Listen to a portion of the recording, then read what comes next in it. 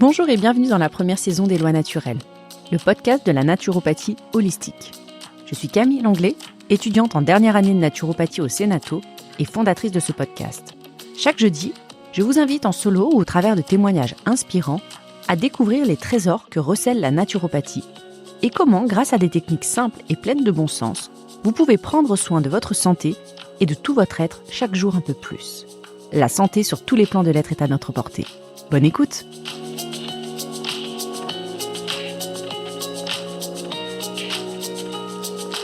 Bonjour et bienvenue dans un nouvel épisode des Lois naturelles. Vous écoutez l'épisode 11. Dans le dernier épisode en solo, l'épisode 9, on a parlé des raisons d'adopter une hygiène de vie naturelle. J'en ai évoqué 10, mais c'est sûr qu'il y en a bien plus, et en même temps, comme nous l'avons vu, chacune de ces raisons est interdépendante des autres. Agir sur l'une a des conséquences positives sur les autres, c'est un cercle vertueux. Maintenant que nous avons vu toutes les raisons pour lesquelles c'est une super idée de changer son hygiène de vie pour des habitudes plus saines, j'aimerais vous parler de ce qu'est une hygiène de vie naturelle. C'est-à-dire, concrètement, que doit-on faire pour adopter une hygiène de vie saine? Par quoi doit-on commencer? Et quelles sont les choses principales auxquelles nous devons prêter attention pour avoir une bonne hygiène de vie? Pour commencer, je vais revenir rapidement sur la notion d'hygiène de vie et sur la définition de la naturopathie. Puis, dans un deuxième temps, on s'attardera sur les préalables requis, indispensables à remplir avant même de s'intéresser à son hygiène de vie. Et enfin, on verra comment les techniques majeures en naturopathie que sont le psychorelax, l'alimentation et l'exercice physique sont les piliers d'une hygiène de vie saine et équilibrée.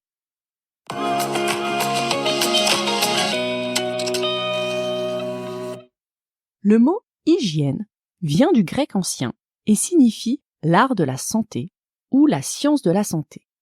Il tire son nom de la déesse grecque Hygiée, la déesse de la santé, de la propreté et de l'hygiène.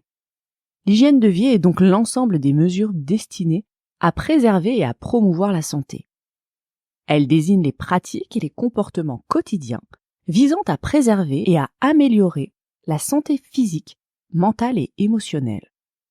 L'hygiène de vie se réfère donc à l'ensemble de nos habitudes et de nos pratiques que l'on adopte pour maintenir notre santé physique, mentale et émotionnelle.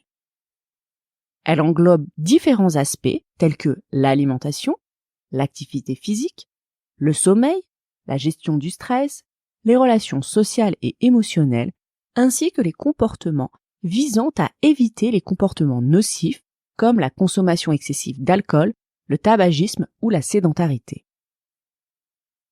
Elle concerne donc essentiellement les choix de style de vie. Ces choix sont adoptés du fait de leur impact positif sur notre propre bien-être physique ou moral. En améliorant l'hygiène de vie, on cherche à maintenir un équilibre global qui favorise le bien-être et la qualité de vie. En résumé, l'hygiène de vie désigne nos choix quotidiens et nos comportements qui contribuent à un mode de vie sain et équilibré. Si l'espérance de vie continue à augmenter, on constate depuis peu que celle de la vie en bonne santé stagne et aurait même tendance à baisser dans certains pays d'Europe. En France, l'espérance de vie en bonne santé se situe en moyenne autour de 64 ans pour les femmes et de 63 ans pour les hommes. Ce phénomène est directement lié à l'augmentation des maladies chroniques qui touchent des personnes de plus en plus jeunes et dont le développement est en relation avec des facteurs environnementaux et notamment comportementaux tels qu'une mauvaise hygiène de vie et des habitudes nocives. Plus de 3 millions de personnes sont atteintes d'affections cardiovasculaires, près de 2 millions de personnes souffrent de cancer et autant de diabète. Une progression notable des maladies neurodégénératives telles qu'Alzheimer ou Parkinson est constatée. Idem pour les maladies respiratoires, les allergies, les problèmes de fertilité pour lesquels un couple sur 7 serait concerné. D'où l'importance d'adopter une hygiène de vie saine et individualisée grâce à la naturopathie.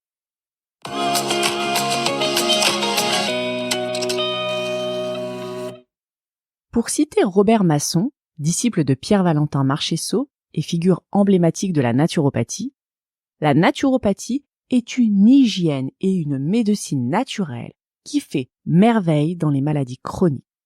Médecine éternelle non violente, elle est avant tout une hygiène, un mode de vie et d'alimentation correct, seul moyen de maintenir la santé de l'homme sain et de restaurer celle du malade chronique.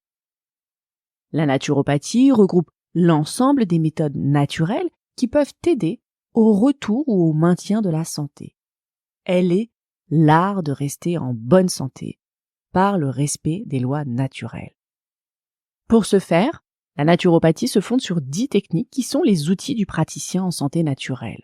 Les 3 premières sont les techniques majeures fondamentales, c'est-à-dire celles où on ne peut pas faire l'impasse. Nous l'avons vu, il s'agit de l'équilibre psycho-émotionnel, de l'alimentation et de l'activité physique. À ces techniques s'ajoute l'hydrologie, l'utilisation de l'eau, chaude ou froide, la phytoaroma, qui regroupe l'utilisation des plantes et des huiles essentielles, toutes les techniques manuelles de massage bien-être ou d'onction aromatique, les techniques réflexes, comme la réflexologie plantaire, la sympathicothérapie, qui est une réflexologie endonasale, ou encore l'auriculothérapie. Les techniques respiratoires, inspirées du yoga, les techniques énergétiques de magnétisme ou à partir d'aimants, et enfin toutes les techniques de rayonnement, comme la chromothérapie grâce aux couleurs ou la sonothérapie grâce à la musique. Aujourd'hui, nous parlons d'hygiène de vie conforme aux principes de la naturopathie. Ainsi, il me semblait intéressant de rapidement rappeler ce qu'est la naturopathie. Mais j'ai dédié un épisode entier à ce sujet. Il s'agit de l'épisode numéro 1 si vous souhaitez plus de détails sur les principes fondateurs de la naturopathie.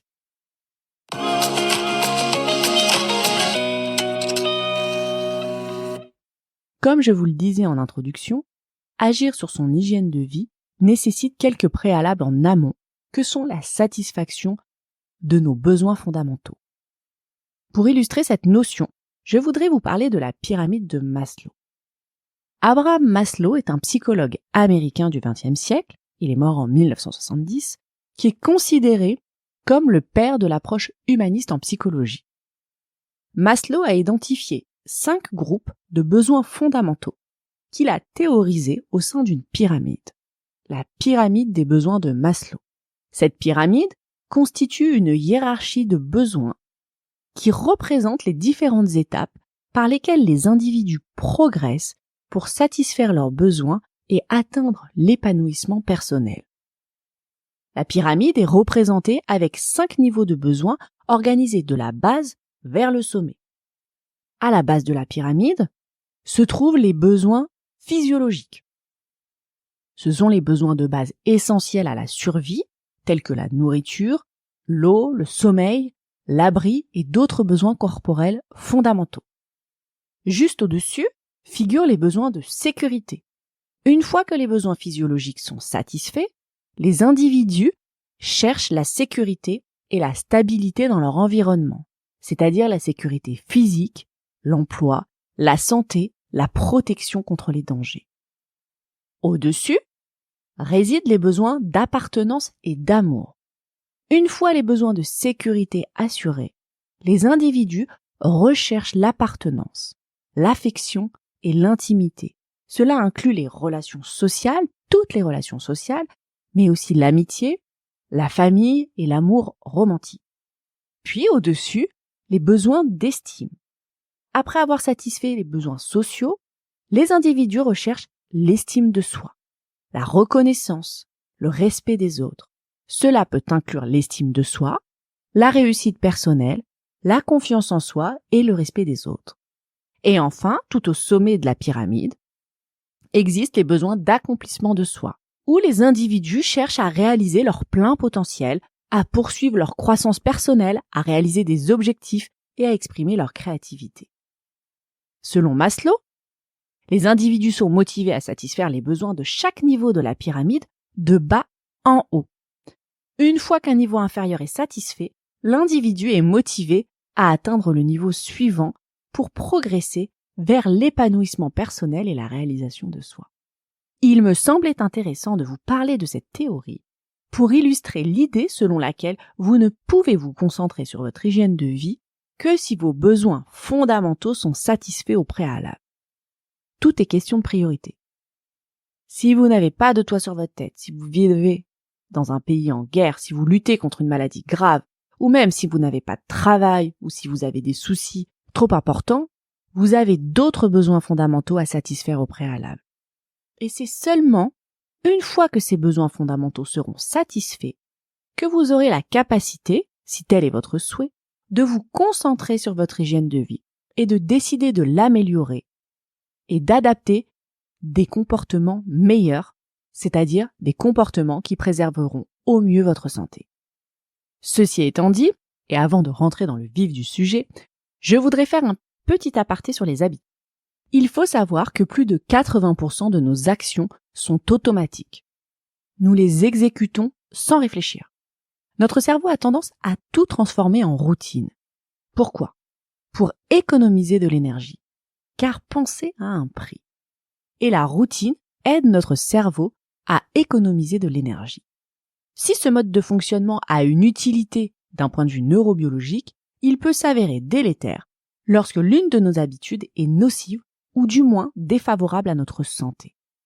Avant notre naissance et durant les premières années de vie, notre cerveau est encore très malléable. Mais dès la fin de la puberté, cette malléabilité diminue fortement. De plus en plus fréquemment, le cerveau aura tendance à considérer que ces changements lui coûtent trop d'efforts. C'est la raison pour laquelle, au cours de notre vie, plus le temps passe, plus nous avons de mal à changer nos habitudes. Lorsque nous apprenons quelque chose pour la première fois, cette information est transmise au cortex cérébral. Après plusieurs répétitions, le comportement en question devient une routine. Les informations correspondantes progressent, ensuite jusqu'au ganglion de la base, au plus profond du cerveau. Elles sont enregistrées comme des procédures fixes qui ne peuvent plus être supprimées. Remplacer une vieille habitude par une nouvelle est donc l'une des choses les plus difficiles à faire. Il faut alors s'entraîner et faire preuve de motivation pour arriver à changer nos habitudes. À mon sens, comprendre et expérimenter sont les clés de la réussite des changements d'habitude en matière d'hygiène de vie, auxquels, bien sûr, il faut ajouter une dose indispensable de motivation et de discipline. Prenons l'exemple de l'activité physique. Vous savez comme tout le monde qu'une activité physique régulière est indispensable pour se maintenir en bonne santé. Ok. Passons sur le fait que c'est quand même un peu vague. On ne sait pas vraiment ce que ça recouvre. On le sait, mais est-ce que c'est suffisant pour passer à l'action ? Pas toujours. Par contre, et vous le savez maintenant puisque vous avez écouté l'épisode 9 sur les 10 raisons d'adopter une hygiène de vie naturelle, si vous savez que pratiquer une activité physique régulière permet de stimuler votre système immunitaire en stimulant la production de globules blancs, cellules de l'immunité, qu'elle permet grâce au mouvement de normaliser un transit ralenti, qu'elle est favorable au sommeil grâce à la libération des tensions physiques et nerveuses qu'elle procure, tout cela vous incitera davantage à pratiquer une activité physique et à vous mettre en mouvement. Tout simplement parce que vous comprenez mieux l'intérêt. Et c'est tout à fait légitime. Comme vous avez compris l'intérêt de pratiquer une activité physique, vous décidez de vous y mettre. Alors au début, ce n'est pas évident, bien sûr. On va dire que vous décidez d'aller nager une fois par semaine à la piscine municipale, ou alors d'aller courir. Bien sûr, la première fois, il faut se faire un peu violence, préparer ses affaires, repérer les lieux, savoir ce dont vous avez besoin, trouver un créneau dans votre agenda. Bref, vous y êtes enfin, une fois toutes ces étapes surmontées dans un quotidien déjà bien chargé. Vous faites vos longueurs, ou votre jogging, ou votre séance, peu importe. Et une fois terminé, outre la fierté et le sentiment de satisfaction, vous vous sentez bien. Très bien même. Physiquement, votre corps a été sollicité et ça lui a fait du bien. Cela lui a permis de libérer des tensions musculaires, mais pas que. Mentalement aussi. Les tensions nerveuses sont libérées. Vous vous sentez bien, apaisé, détendu. Et c'est cette expérimentation, l'expérimentation de ces sensations de bien-être physique et psychique, qui vous pousseront à recommencer au-delà du savoir théorique qui dit que c'est bon pour la santé si vous pratiquez une activité physique. Alors bien sûr, il faut de la motivation. Il faut avoir envie d'accéder à ces sensations de bien-être et ce n'est pas une obligation. Il vous faudra aussi de la discipline, parce que c'est la discipline qui vous permettra d'accéder à la régularité et de continuer à pratiquer les jours où la motivation ne sera pas au rendez-vous. Bien sûr, ne pas oublier que changer ses habitudes et intégrer de nouvelles routines prend du temps. Chaque petit pas compte. Il faut y aller à son rythme. Ce qui compte, c'est la persévérance. Il est important aussi de se laisser des moments de répit, des moments où on se fiche la paix, pour reprendre ensuite quand de nouveau le moment s'en fait sentir. La création de ces nouvelles habitudes ne doit surtout pas être à l'origine de stress supplémentaire.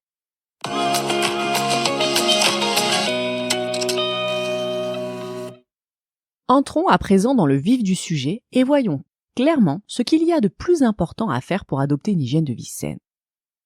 C'est là que les techniques naturopathiques interviennent à nouveau.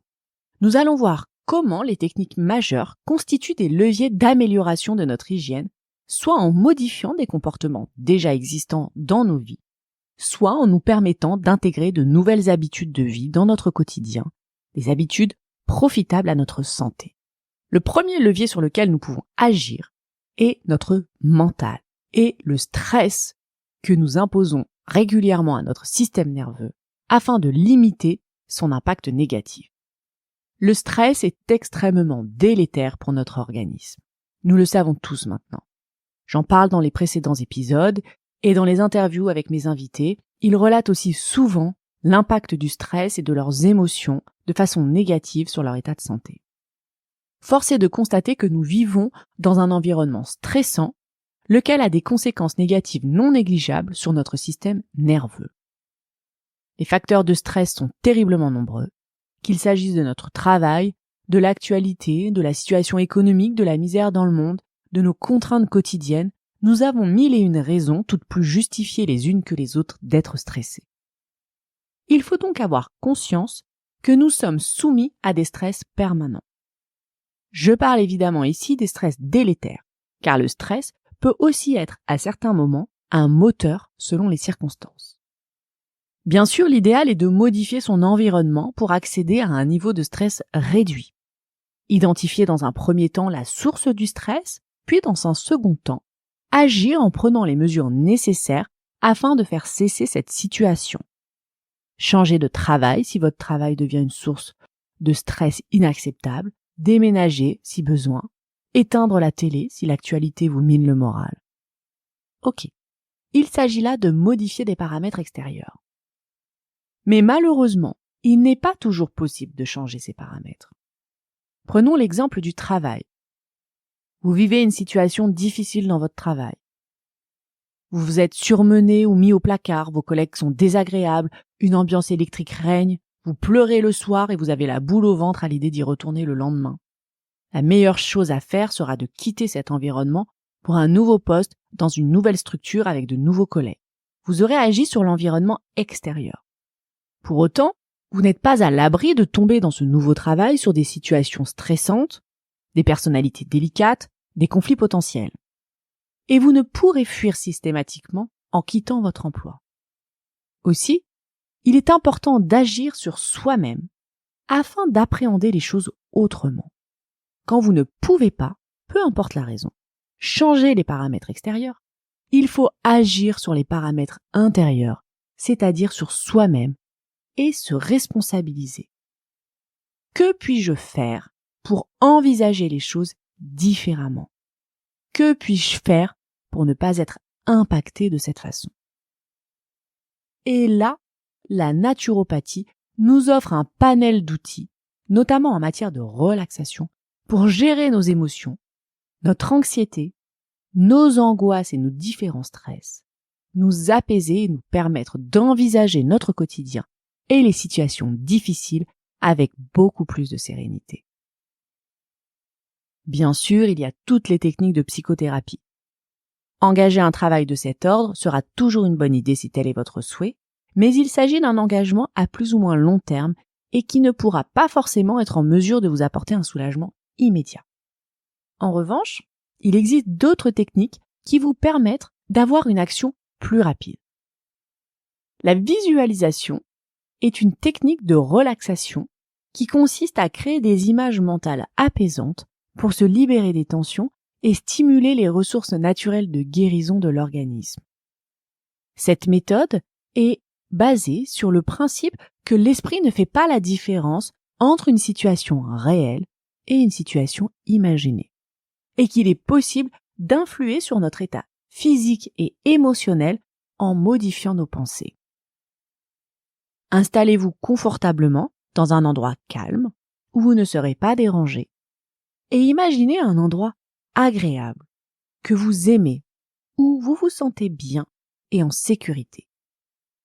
Portez votre attention sur les sensations que vous procure ce lieu, comme le souffle du vent sur vos joues, les rayons du soleil sur votre peau, le bruit des oiseaux ou le bruit de la mer, mais aussi les couleurs et les odeurs qui règnent dans ce lieu.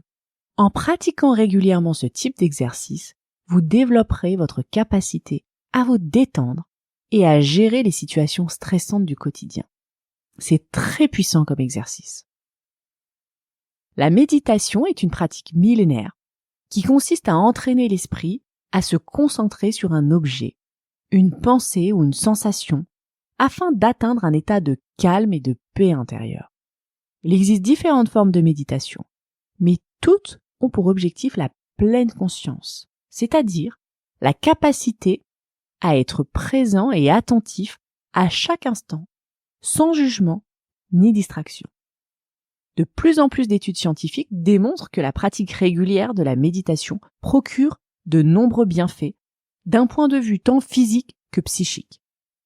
La méditation de pleine conscience a été très largement démocratisée par Christophe André, psychiatre et psychothérapeute, auteur de nombreux ouvrages sur la question.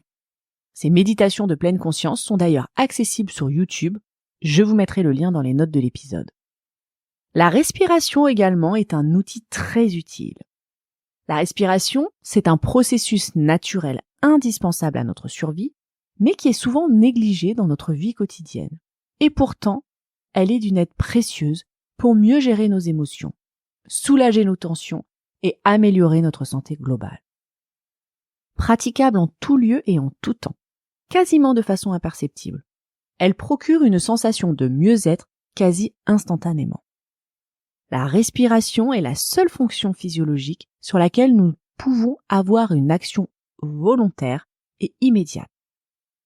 En contrôlant notre souffle, on peut avoir une action sur notre système nerveux et réduire l'impact du stress sur ce dernier. Et ça, c'est fantastique.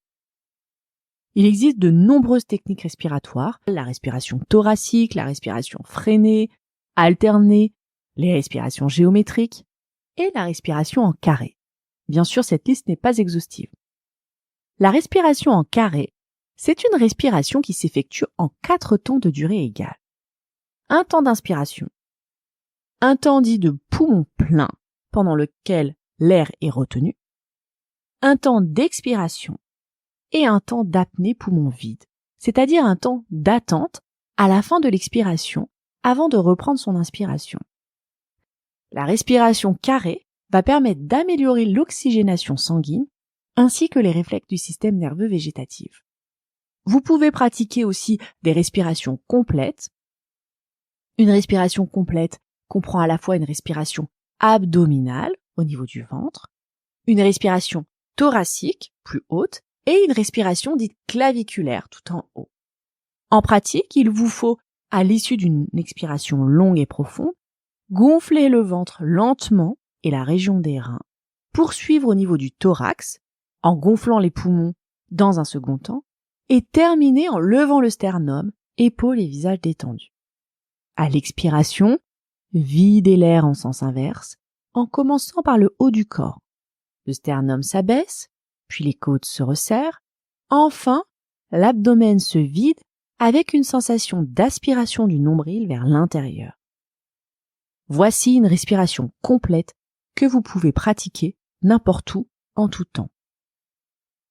La technique de la cohérence cardiaque est aussi une bonne technique pour réduire son stress, à pratiquer 2 à 3 fois par jour idéalement. La sophrologie est également un outil intéressant. C'est une méthode psychocorporelle conçue par le neuropsychiatre Alfonso Caicedo, qui emploie un ensemble de techniques qui vont à la fois agir sur le corps et sur le mental. Elle combine des exercices qui travaillent sur la respiration, la décontraction musculaire et l'imagerie mentale ou la visualisation qu'on a vue tout à l'heure. Toutes ces techniques permettent de retrouver un état de bien-être et d'activer tout notre potentiel. La sophrologie permet d'acquérir une meilleure connaissance de soi, d'affronter les défis du quotidien avec sérénité. L'idéal est quand même de consulter un sophrologue qui saura vous accompagner en fonction de votre problématique en quelques séances. On en parlera dans le prochain épisode. Je voulais aussi vous parler de l'EFT, Emotional Freedom Technique. C'est une méthode de libération émotionnelle qui peut aider à gérer le stress, l'anxiété, éventuellement la douleur physique et d'autres problèmes émotionnels.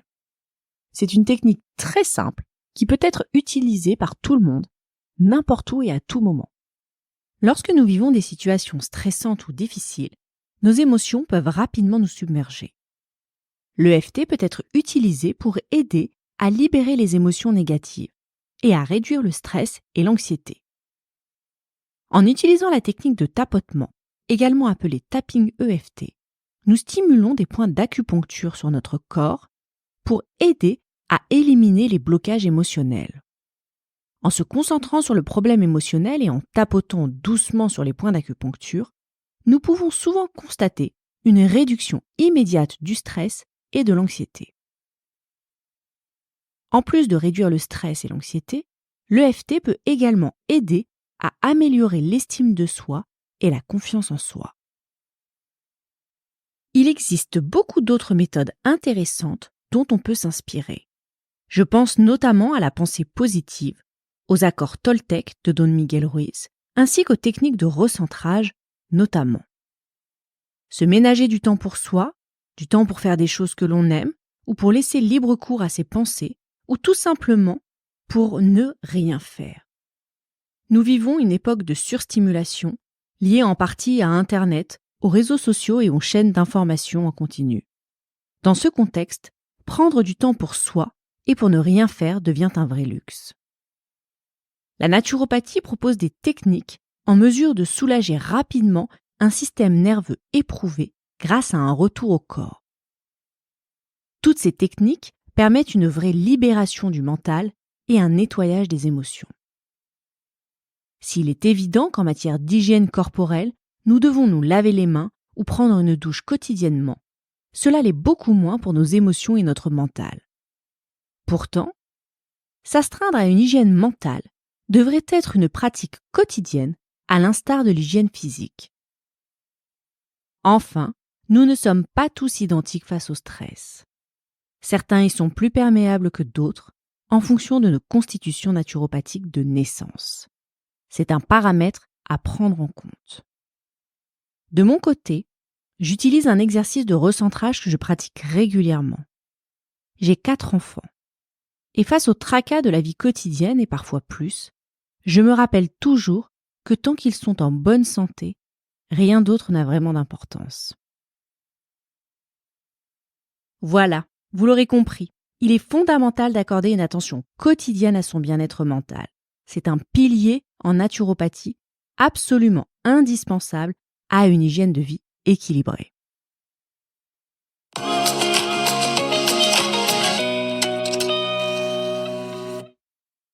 Le deuxième levier d'action fondamental est l'alimentation, qui constitue, nous l'avons vu, une technique majeure en naturopathie. Il faut donc lui accorder une attention particulière dans le cadre d'une hygiène de vie saine. Puisqu'une hygiène de vie saine passe indéniablement par une alimentation saine. C'est un incontournable. Alors, il s'agit de son alimentation principale, bien entendu. Je dirais qu'un ratio de 80-20 est tout à fait acceptable. J'entends par là que manger sainement 80% du temps et 20% du temps pendant lequel vous n'y prêtez pas forcément attention. Certains auraient dit 20% du temps, vous vous faites plaisir. Mais je considère que c'est une erreur, puisque pour moi, manger sainement, c'est aussi se faire plaisir. Plaisir au goût, bien entendu, mais aussi par ricochet, plaisir dans les sensations, car vous vous sentirez mieux dans votre corps. Rentrons dans le vif du sujet. Une alimentation saine, c'est une alimentation hypotoxique, variée et constituée principalement de légumes et de fruits frais de saison, de qualité biologique de préférence. Une alimentation hypotoxique, c'est une alimentation qui apporte le moins de toxiques possible. Il conviendra donc de préférer des produits bruts et non transformés. Évitez donc les produits industriels et préparés, les plats cuisinés, toutes ces choses-là qui sont bourrées d'additifs. Tous ces produits contiennent des additifs alimentaires, des colorants, des conservateurs et surtout beaucoup de sucre ajouté. Quasiment tous. Je vous invite à regarder avec attention les étiquettes.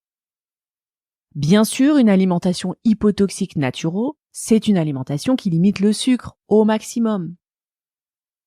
Préférez des sucres naturels ou non raffinés, quand vous devez en ajouter, qui sont des sucres de type muscovado ou rapadura, qui vous apporteront au moins des minéraux. Privilégiez, comme on l'a dit, les aliments non raffinés, c'est-à-dire les céréales complètes ou semi-complètes. Riches en fibres, elles permettent une assimilation plus progressive du glucose sanguin grâce à un index glycémique plus faible que les céréales raffinées. Elles sont également plus riches en vitamines et en minéraux, et pour la plupart, il est préférable de les rincer à l'eau avant la cuisson.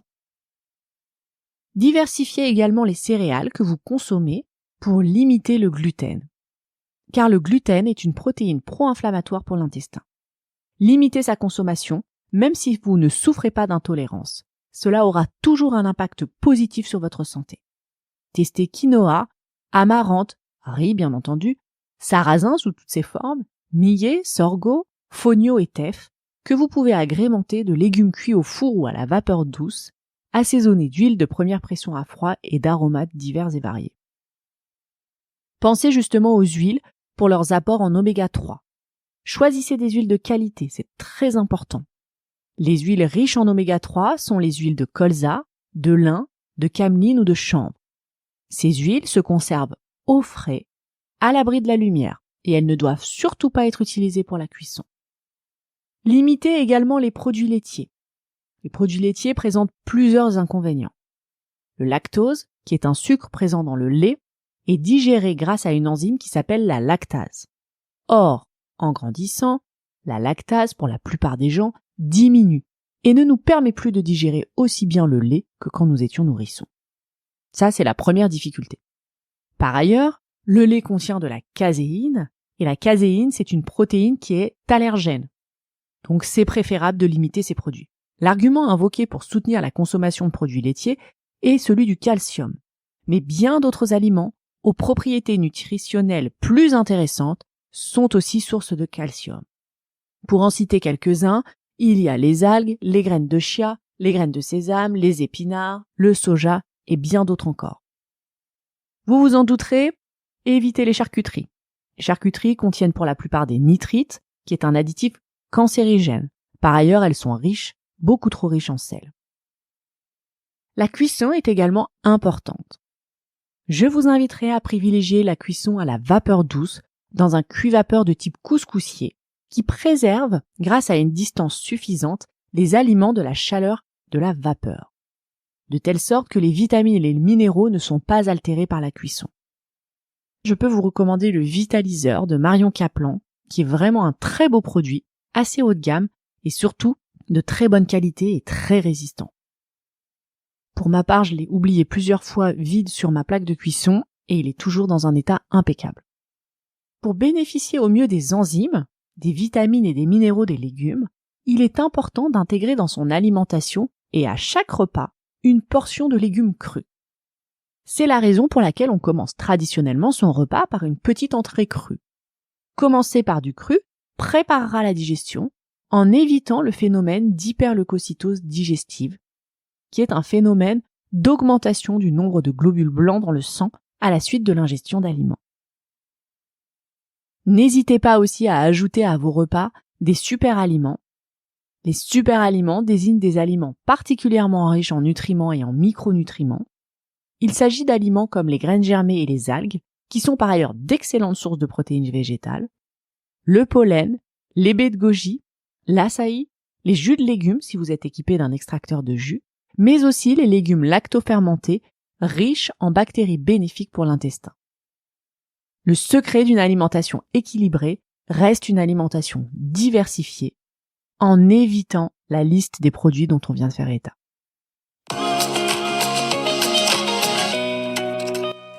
Enfin, comme annoncé en introduction, le mouvement et l'activité physique sont des piliers fondamentaux et incontournables d'une hygiène de vie saine.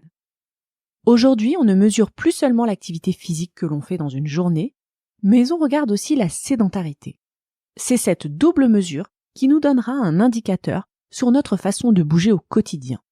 Car bien sûr, nous sommes faits pour être en mouvement. La sédentarité, c'est une situation d'éveil caractérisée par une très faible dépense d'énergie. Elle correspond au temps passé assis, couché ou debout sans bouger, sans mouvement conduisant à une dépense d'énergie. Pour estimer la sédentarité, l'indicateur le plus utilisé dans les études est le temps passé assis devant un écran, télévision, ordinateur, tablette ou jeux vidéo. Mais nous sommes également sédentaires dans bien d'autres situations, lorsque notamment nous sommes assis en voiture, dans le métro, à table, au bureau et bien d'autres encore. En France, le temps quotidien moyen devant un écran, en dehors du cadre professionnel, est estimé à 5 heures et 7 minutes. L'activité physique est l'ensemble des mouvements du corps produits par les muscles, entraînant une dépense d'énergie supérieure à celle qui est dépensée au repos. Elle inclut donc, en plus des activités sportives, les activités physiques et les exercices quotidiens, comme nos déplacements, à pied ou à vélo, le fait de monter les escaliers, mais aussi toutes les tâches domestiques qui mobilisent notre corps. Il faut donc distinguer activité physique et sport. Le sport, qu'il soit individuel ou collectif, est une activité physique dans laquelle le participant adhère à des règles, pratiquées le plus souvent dans des infrastructures et à des niveaux différents de loisirs ou de compétition. L'activité physique est caractérisée notamment par son intensité. Selon les conséquences qu'elle produit sur le corps, l'activité sera définie d'intensité légère, modérée ou élevée. Lorsque l'activité physique est d'intensité faible, la respiration est quasi normale, sans essoufflement, la conversation reste possible et le cœur n'est pas accéléré. Lorsque l'activité physique est d'intensité modérée, la respiration est légèrement accélérée, on perçoit un essoufflement, même s'il est faible, la conversation reste possible et les battements du cœur s'accélèrent un petit peu. Lorsque l'activité physique est d'intensité élevée, la respiration est fortement accélérée, l'essoufflement est franc, la conversation est difficile et les battements du cœur sont rapides. C'est donc la concomitance de l'augmentation de l'activité physique et de la réduction des temps de sédentarité qui produiront les effets les plus bénéfiques sur notre santé.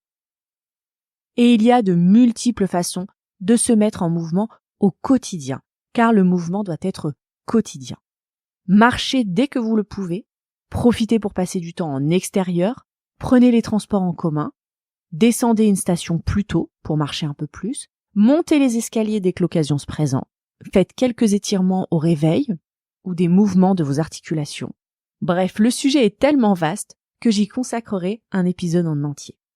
Pour le moment, vous l'aurez compris, tous les prétextes sont bons pour se mettre en mouvement et réduire au maximum les temps pendant lesquels nous sommes sédentaires. Voilà donc les 3 piliers indispensables à une hygiène de vie naturopathique, c'est-à-dire une hygiène de vie saine et équilibrée. En adoptant ces bonnes habitudes, vous en ressentirez rapidement les nombreux bénéfices, et ce, sur tous les plans de votre être. Je vous invite toutefois à consulter votre naturopathe pour bénéficier d'un protocole d'hygiène de vie parfaitement individualisé, qui prendra en compte vos spécificités et votre singularité. Car bien sûr, s'il existe des principes généraux en matière d'hygiène de vie, et ce sont eux dont nous avons parlé dans cet épisode, la naturopathie consiste à délivrer des conseils personnalisés, prenant en considération votre propre constitution, ainsi que vos antécédents personnels et familiaux. Comme toujours, cet épisode et les conseils qui vous sont proposés ne se substituent en aucun cas à une consultation avec votre médecin.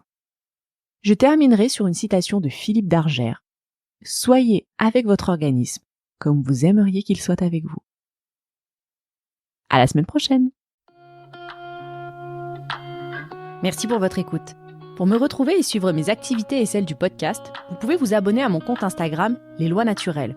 Si vous avez aimé cet épisode et que vous souhaitez soutenir mon travail, je vous invite à le noter ou à mettre un commentaire sur votre plateforme d'écoute, ainsi qu'à le partager autour de vous. Ce sera la meilleure façon de valoriser mon travail et de contribuer à faire connaître le podcast.